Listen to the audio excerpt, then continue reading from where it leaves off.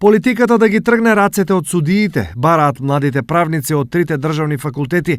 Нивните истражувања покажале дека секоја власт сака да владее и со судството.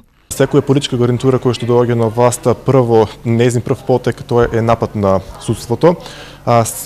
Сметам дека има доста меѓународни документи кои што го регулираат независноста на судството, а тие меѓународни документи се преточени во македонското законодавство преку Уставот на Република Македонија и соодветна законската легислатива, но сметам дека самиот судски совет треба да врши надзор над судовите и да ги отргне судовите односно политичарите да ги отргнат раците од самата судска фела.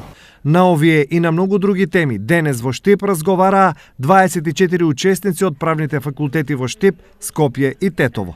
Во последниве години највеќе ги интересира казненото право и кривичните постапки, тоа им е така поопиплива материја, меѓутоа и граѓанското право е се поприсутно.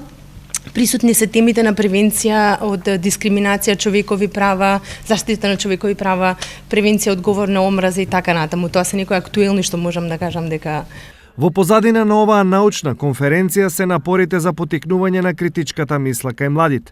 Когаш гледаме на студентите да им овозможиме што повеќе, за да можат кога ќе влезат еднаш во тие води на вработување, на работни односи и така натаму, да влезат комплетно спремни, нели, да ги подготвуваме за реалниот свет и на некој начин да изнудиме кај нив, бидејќи долго време се соочуваме со некоја заостанатост во однос на критичкото размислување, не само кај студентот, туку и кај општеството. Сите овие активности се дел од втората студентска конференција која се одржува на Правниот факултет во Штип, насловена како Студентската мисла во правото, политиката и општеството.